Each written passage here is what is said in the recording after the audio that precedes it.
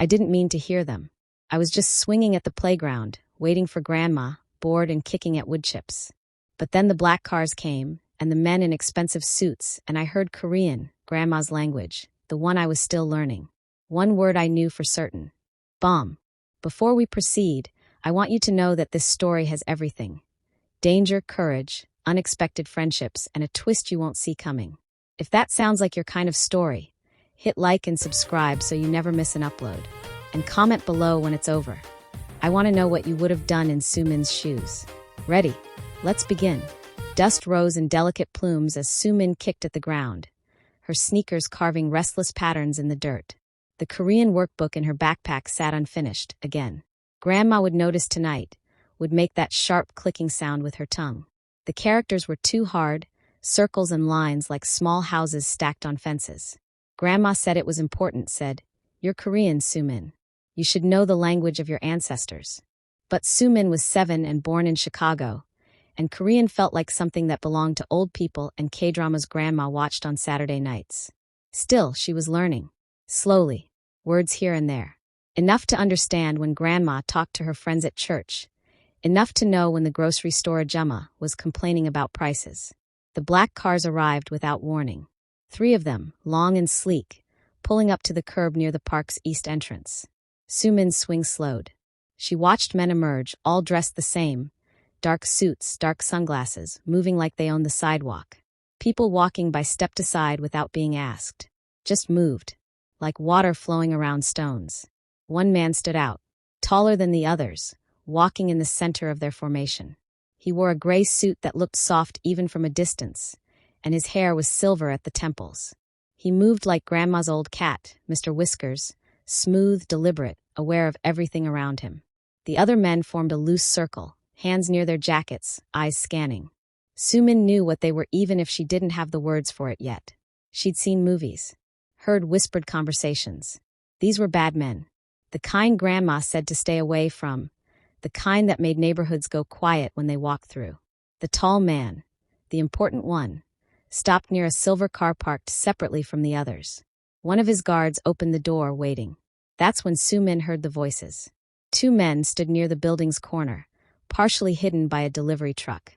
They weren't part of the main group, weren't wearing the same expensive suits. Younger, maybe. Nervous. And speaking Korean. Sumin's ears caught the familiar sounds, the rhythm Grandma used when she was upset or excited. She stopped swinging completely, held her breath to hear better. "Is the bomb ready?" Her heart jumped. She knew that word. Bomb. Grandma had used it once, describing a war movie. The syllables were distinct, unmistakable. "Put it in the car. When the ignition starts." Sumin's hands gripped the swing's chains. Car. Bomb. Ignition. The words assembled themselves in her mind like puzzle pieces, incomplete but clear enough. She looked at the silver car. The tall man was walking toward it, taking his time, saying something to one of his guards. The guard laughed. The 2 Korean speakers were watching too, phones out, filming or ready to film. Sumin's chest felt tight. This was grown-up business. Dangerous business. She should stay quiet, stay on her swing, wait for Grandma to finish talking and take her home where it was safe. But the tall man was reaching for the car door handle. "Wait!"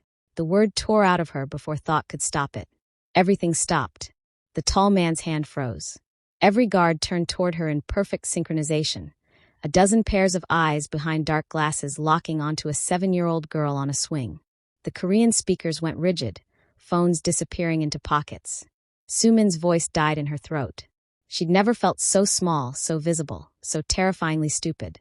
The tall man straightened slowly. He didn't move toward her, didn't gesture, just looked. His face was smooth, unreadable, like the marble statues in the museum Grandma took her to last month. "Wait." His voice was quiet, almost gentle. It made her skin prickle. "Why?" Her mouth opened, closed. The Korean words tangled with English in her head, and what came out was a whisper. "Car. In the car." One of the guards moved forward, hand inside his jacket. "Boss, she's just a kid." "Probably." "Stop." The tall man raised one finger. The guard froze mid-step. Those gray eyes, sharp as glass, stayed fixed on Sumin. "You speak Korean?" She nodded, mute with terror. "Say it again." In English this time. Sumin's hands trembled on the chains. She looked at the two men near the truck. They were backing away slowly, trying to disappear into the alley. Then back at the tall man who was still too close to his car, still in danger. "Bomb," she whispered. They said. In the car. When you start it." The silence that followed felt like the whole world holding its breath. Then the tall man smiled. It wasn't a happy smile. It was the smile of someone who'd just confirmed something terrible and expected. "Marco." He didn't raise his voice. "Check the car." A broad-shouldered guard moved immediately, crouching near the silver sedan. He pulled out a small flashlight, swept it beneath the undercarriage, around the wheel wells. His movements were practiced, efficient. 30 seconds passed like hours. "Boss." Marco's voice was tight, controlled. "She's right. It's wired. Professional job." The world tilted sideways. Sumin heard Grandma scream her name from somewhere far away, heard running footsteps, but it all felt distant underwater. She'd been right. She'd actually been right. Which meant the explosion was a sound that erased all other sounds. Light, then heat, then a wall of force that knocked Sumin backward off the swing. She hit the ground hard, wood chips scraping her palms, her ears ringing with a high-pitched whine that wouldn't stop. Smoke billowed across the park in thick black clouds. Car alarms shrieked. Glass rained down in glittering pieces, tinkling against metal and concrete. She rolled onto her side, gasping, vision blurred. The silver car was a burning skeleton, flames licking up into the darkening sky. And through the smoke, the tall man stood exactly where he'd been before. Untouched, unshaken, still watching her. Not the wreckage. Not his men scrambling to secure the perimeter. Not the chaos erupting around him. Her. Sumin. Grandma crashed to her knees beside her, hands frantically checking for injuries, pulling her close. "Oh, my baby, are you hurt?" "I'm okay." Her voice sounded strange, muffled by the ringing. "Grandma, I'm okay." But Grandma wasn't looking at her anymore. She was looking at the guards closing in around them, forming a circle. Not threatening exactly, but not allowing escape either. Marco appeared, his expression stone. "Boss wants to talk to the girl." "No." Grandma's arms tightened. "Absolutely not. We're leaving. Now." "Ma'am, I'm afraid that's not." She saved his life. Grandma's voice cracked. She warned him. That should be enough. Which is exactly why he needs to talk to her. Marco's tone wasn't unkind, but it was immovable. She heard something. She understood something. He needs to know what and how. The tall man approached through the smoke, like a ghost materializing. Up close, Sumin could see the faint lines around his eyes, the silver threading through his dark hair, the absolute control in every movement. He crouched down, bringing himself to her eye level. "What's your name?" he asked. "Sumin." It came out as a squeak. "Sumin." He repeated it perfectly, the pronunciation exact. "I'm Elias Vasaro. You saved my life tonight. I need to understand how." Grandma tried to pull her back. "She doesn't need to. Please." Just one word, but it stopped Grandma cold. Elias's gray eyes moved to her grandmother, and something passed between them. An understanding, a recognition of power that couldn't be fought. 5 minutes. You stay with her. Then you both go home safely. You have my word. Grandma's jaw worked, but she nodded once. Elias returned his attention to Sumin. The men who were speaking Korean. "Where are they?" She pointed toward the alley with a shaking hand. "They ran. When Marco checked the car." "Describe them." "Young. 20s maybe. One had a blue jacket. The other had a tattoo on his neck. Like a dragon." She swallowed. "They were nervous. Kept looking at their phones." "What exactly did they say?" "Every word you remember." Sumin closed her eyes, trying to replay it. "One asked if it was ready. The other said, 'Put it in the car.' And something about ignition. But I didn't catch the rest." Elias was silent for a moment. Then, almost gently, "Where did you learn Korean?" "Grandma teaches me. And I watch shows with her sometimes." Sumin's hands twisted in her lap. "I'm not very good. I only know some words." "You know enough." His voice held something she couldn't identify. "Respect maybe. Or calculation. You understood enough to save my life." Are you a bad man?" The question escaped before she could stop it. Grandma gasped. "Sumin." But Elias didn't look angry. If anything, his expression softened just slightly. "That depends who you ask. But right now, I'm a man who owes you a debt." He stood, pulling out his phone. Spoke quickly to someone, voice low. Sumin caught fragments. Korean speakers. Tattoo sweep the area. When he finished, he looked at Grandma. The men who planted that bomb saw her scream. They know she warned me. Which means they know she's a problem. Sumin's stomach dropped. Grandma's face went pale. You're saying she's in danger. I'm saying she made herself visible to people who don't tolerate interference. Elias's tone was matter-of-fact, clinical. They'll want to know what she heard, what she understands. They'll want to make sure she can't testify. She's 7 years old. They won't care. He paused, let that sink in. But I will. Marco will take you home. You'll have protection starting tonight. 24-hour watch, subtle but constant. We don't need. You do. Elias's voice went steel quiet. And I owe her. Which means you're both under my protection now, whether you accept it or not. Sirens wailed in the distance, getting closer. Red and blue lights painted the smoke. We need to leave, Marco said. Now. Elias looked at Sumin one last time. You did the right thing tonight. That took courage most adults don't have. He reached into his jacket, pulled out a business card. Pure white, only a phone number embossed in black. If anything happens, anything that feels wrong, you call this number. Day or night. Understood. Sumin took the card with numb fingers. Nodded. Good girl. He straightened, nodded to Marco. Get them home. 3-man team on rotation. No one gets close. Then he was gone, disappearing into a black SUV that peeled away before the police cars arrived. Marco guided them to another vehicle, gentler than Sumin expected. Grandma clutched her hand the entire drive home, silent and shaking. The apartment building looked the same as always. Worn brick, tired hallways, the smell of someone cooking curry on the 3rd floor. But nothing felt the same. 2 men in casual clothes, jeans, hoodies, looking like any other residents, nodded to Marco as they entered the building. They'll be here, Marco said to Grandma. You won't always see them, but they're here. After he left, Grandma locked every lock on the door, drew the curtains, then pulled Sumin into the fiercest hug of her life. You could have died, Grandma whispered into her hair. You could have died and I would have lost you like I lost your mother. But I didn't. Sumin's voice was small. And he didn't either. The tall man. Elias. That tall man is dangerous, Sumin. He's involved in things we don't talk about, things that get people killed. But I saved him. Grandma pulled back, cupped her face. Yes. Yes, you did. And now he'll protect us for it. But baby, this isn't over. You heard something you shouldn't have. You interfered in something much bigger than a little girl at a playground. That night, Sumin lay in bed listening to unfamiliar sounds. Footsteps in the hallway that stopped too long near their door. A car engine idling on the street below that hadn't been there before. The low murmur of men's voices through the wall. She pulled the white business card from under her pillow, traced the embossed numbers with her finger. Elias Vasaro. The name sounded like something from Grandma's old country stories. Important. Dangerous. Powerful. She'd saved him. A bad man, probably. A man other bad men wanted dead. And now her life would never be the same. 3 days passed in strange normalcy.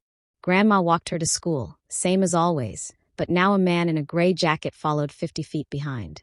He bought coffee at the corner store, read his phone, looked like any other neighbor. But Sumin saw how his eyes never stopped moving. At school, Mrs. Patterson taught multiplication. At lunch, Jessica shared her fruit snacks. At recess, Sumin played Foursquare and almost forgot about bombs and burning cars. Almost. On the 4th day, the envelope arrived. Grandma found it slipped under their door, no postage, no return address. Just a manila envelope with their apartment number written in neat block letters. Inside, a single photograph. Sumin at the playground. Mid-swing, hair flying, face visible and clear. The timestamp in the corner read 2 hours before the explosion. Below the photo, a message in cut-out magazine letters like a bad movie. We know where she plays. Grandma's hands shook so badly she dropped the envelope. Sumin picked it up, looked at her own face frozen in that last moment of innocence. Call him, Grandma whispered. Call the number. Sumin dialed. The phone rang once. Yes. Elias's voice, immediate and alert. Someone left a picture. Of me. At the playground. Before the bomb. Silence. Then, are you home? Yes. Lock the door. Don't open it for anyone except Marco.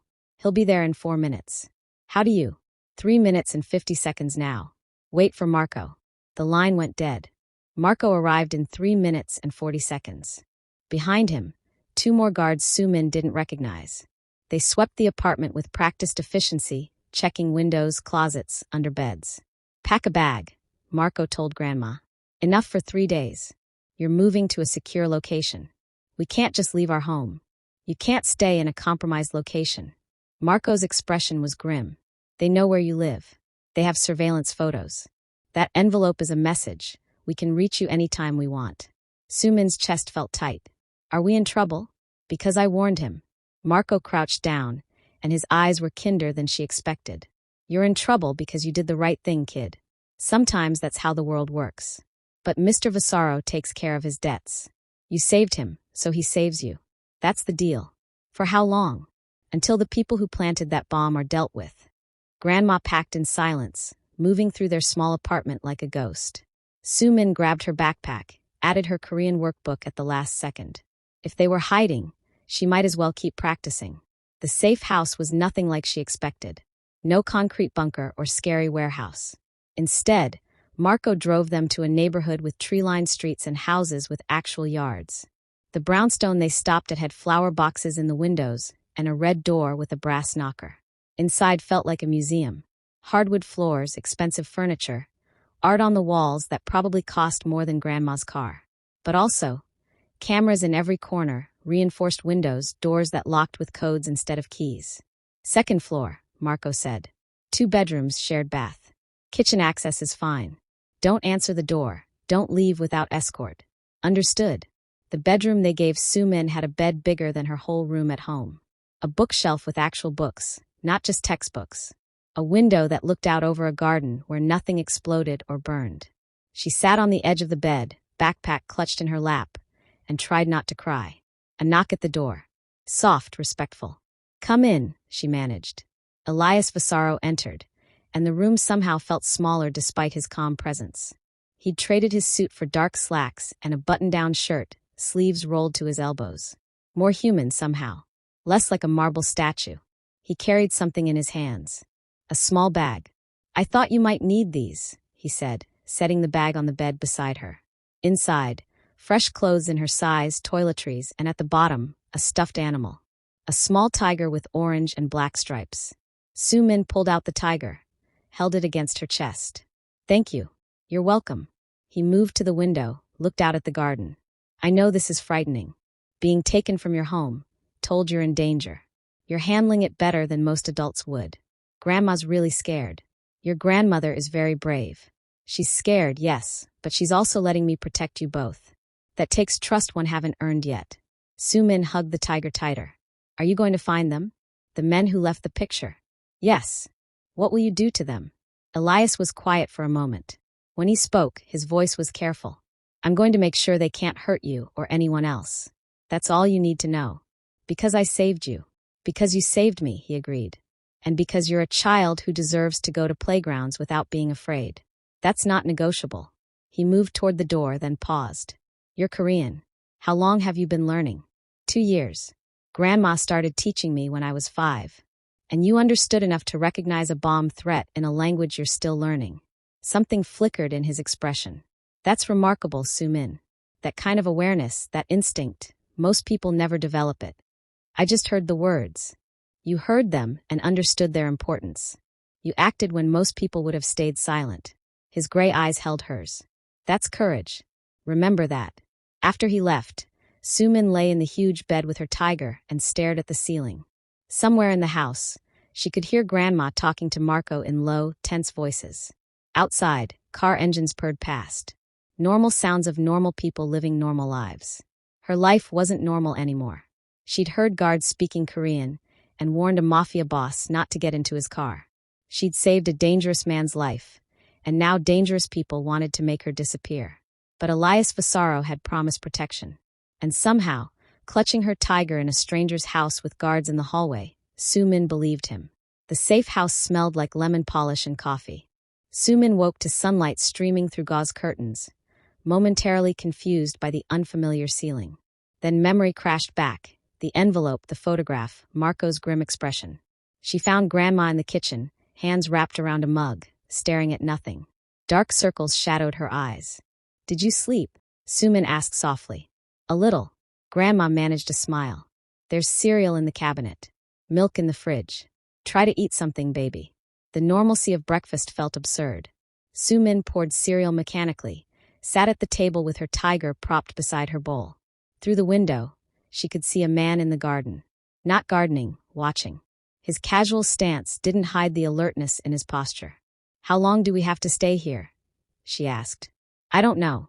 Grandma's voice was hollow. Until it's safe. What if it's never safe? Grandma didn't answer. Elias arrived mid-morning, accompanied by Marco and a woman Sumin hadn't seen before. Thin, severe, with wire-rimmed glasses and a tablet tucked under her arm. This is Ms. Park, Elias said. She's going to verify some things.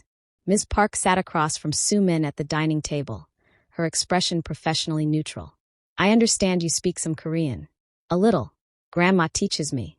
Can you repeat exactly what you heard at the playground? In Korean, if possible. Sumin closed her eyes, pulling up the memory. The syllables felt clumsy in her mouth. Then the other one said. She trailed off, frustrated. I couldn't hear the rest clearly. Something about it being okay or ready. Ms. Park typed rapidly on her tablet. Your pronunciation is rough, but the phrasing is exactly what someone would say, confirming device placement. She looked at Elias. She heard it. Didn't fully understand the technical aspects, but recognized the danger. So I'm not lying, Sumin said quietly.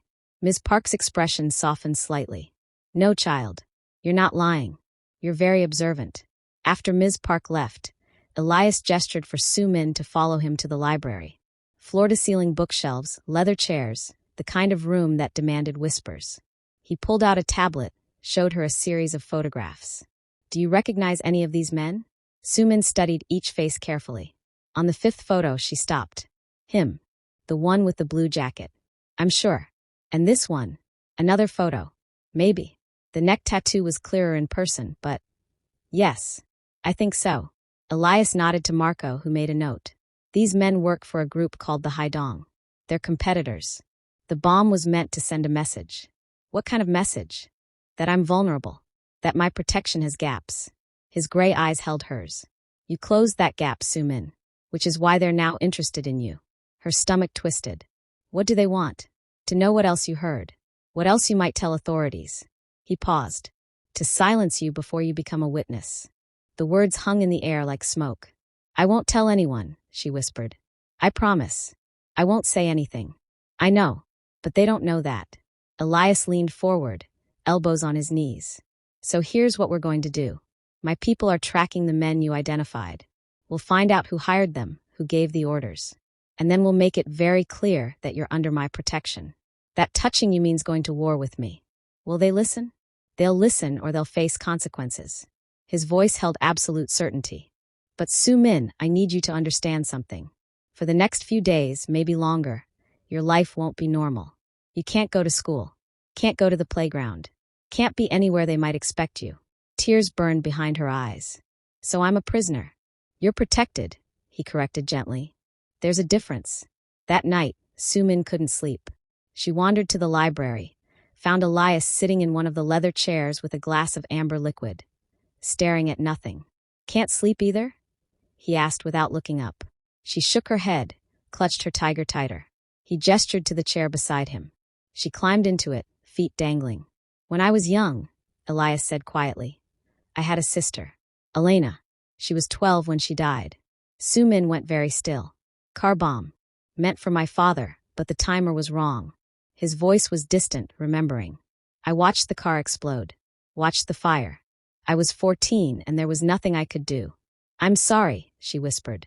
I built my life around one rule after that. No innocence.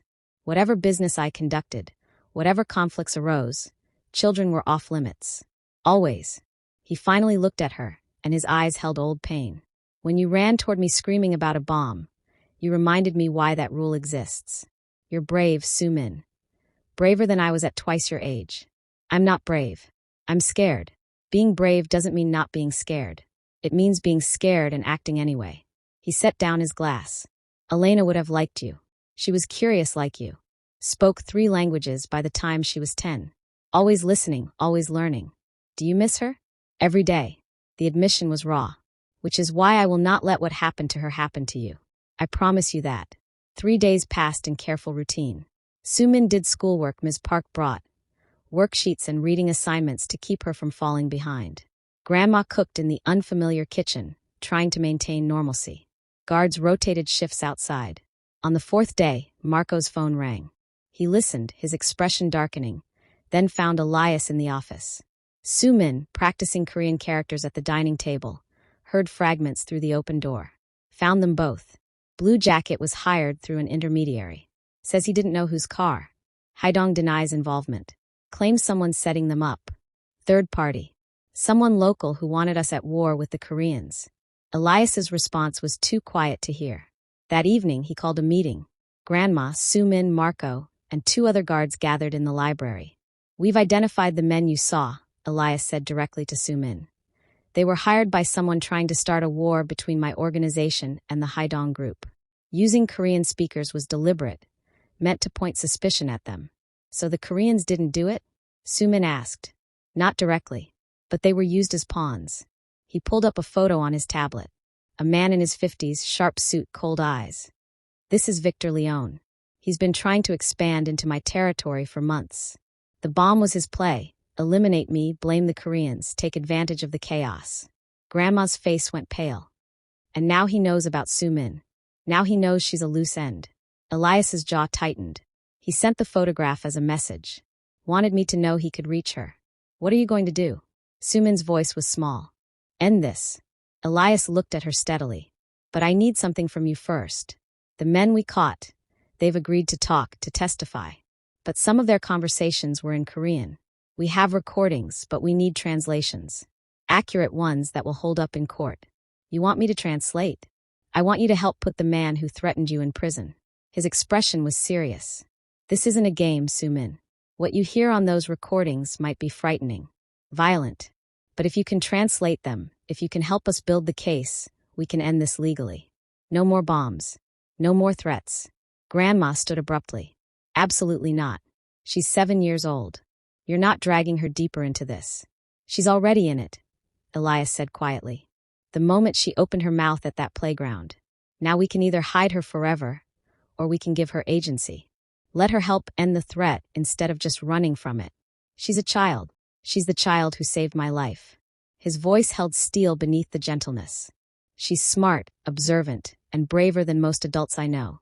I'm offering her a chance to be part of the solution, not just a victim. Grandma looked at Sumin, desperate. Baby, you don't have to do this. But something had shifted in Sumin over these 4 days. The fear was still there, but beneath it, something harder. Anger, maybe. Or the stubborn refusal to let bad men make her small. I want to help, she said. I want them to stop. The recordings were disturbing. Sumin sat with headphones in the library, Ms. Park beside her with the tablet, while voices discussed money and targets and timing. She translated haltingly, stumbling over words she didn't know, but getting enough. Confirmed payment. Vehicle explosion. The child is a problem. Must eliminate. Her hands shook on the tiger in her lap. Ms. Park paused the recording, looked at her with concern. Do you need a break? No. Sumin's voice was firm. Keep going. By evening, they had 3 hours of translated material. Enough to establish conspiracy, intent, and direct threats. Enough to put Victor Leone away for decades. Elias reviewed the transcripts, his expression unreadable. Then he looked at Sumin with something like wonder. You did it. This is exactly what we needed. Will he go to jail? He'll go to jail. Federal charges. He won't see daylight for 30 years. Elias crouched beside her chair. You stopped him, Sumin. Not with violence. Not with fear. With your voice and your courage. That night, federal agents arrested Victor Leone at his estate. The news showed him being let out in handcuffs, his expensive suit rumpled, his face twisted with rage. Sumin watched from the safe house, Grandma's arm around her shoulders. It's over, Grandma whispered. It's really over. But Elias, standing by the window, looked troubled. Not quite. The envelope arrived the next morning. Priority delivery, addressed to Elias at the safe house. Inside, a photograph of Westfield Elementary, Sumin's school. Children playing at recess, their faces visible and clear. The timestamp was from 3 days ago, before Victor's arrest. Below the photo, a typed message. He had partners. We're still watching. Sumin felt the world tilt. But you said it was over. I said Victor was done. Elias's voice was controlled, but fury simmered beneath. Clearly he had contingencies. People who'll continue his work. Marco entered, phone pressed to his ear, face grim. Boss, we've got movement. 3 vehicles circling the school's perimeter. Professional surveillance. Grandma made a sound like a wounded animal.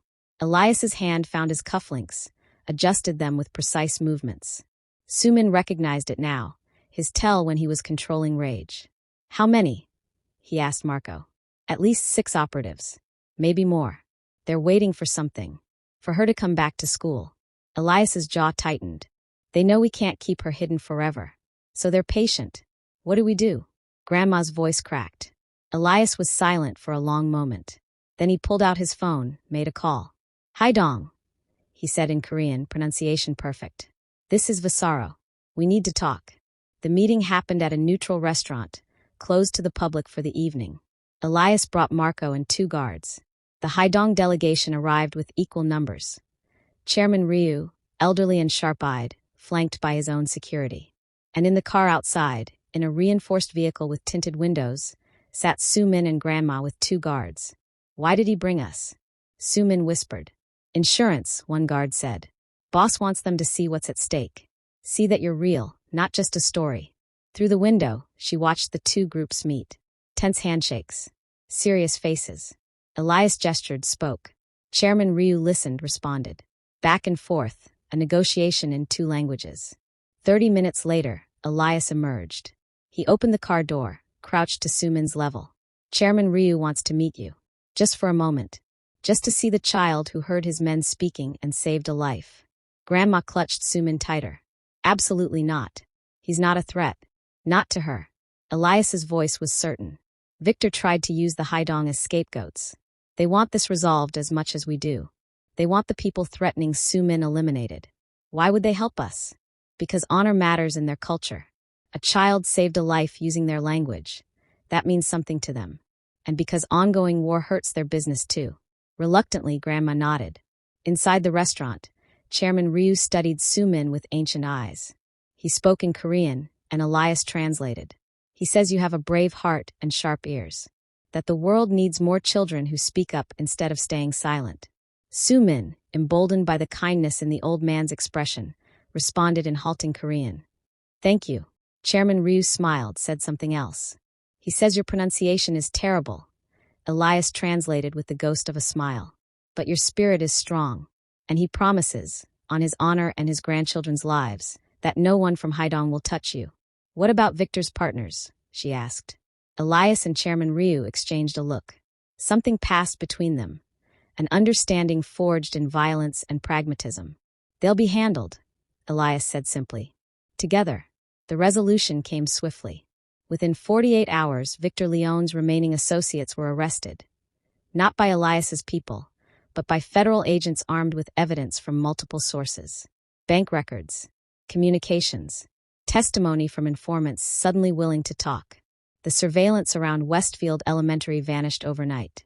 A week after Victor's arrest, Elias drove Sumin and Grandma back to their apartment building. The same worn brick, the same tired hallways. But different somehow. Safer. You can go back to your life, he said at their door. School, playground, all of it. My people will maintain distant watch for a few more weeks, but the immediate threat is gone. Grandma took his hand, pressed it between both of hers. Thank you. For protecting her. For keeping your promise. She saved my life. It was the least I could do. He looked at Sumin. And the most important thing I've done in years. Before he could leave, Sumin pulled the white business card from her pocket. The one he'd given her at the playground a lifetime ago. Can I keep this? In case I need help again. Elias crouched down, his gray eyes warm. Yes, but Sumin, I'm going to make you another promise. Your education, all the way through college if you want, is paid for. Full scholarship in Elena's name. My sister would have wanted her memory to help someone brave. Tears spilled down Sumin's cheeks. I don't understand. Why me? Because you reminded me what I was protecting all these years. Not territory or profit. People.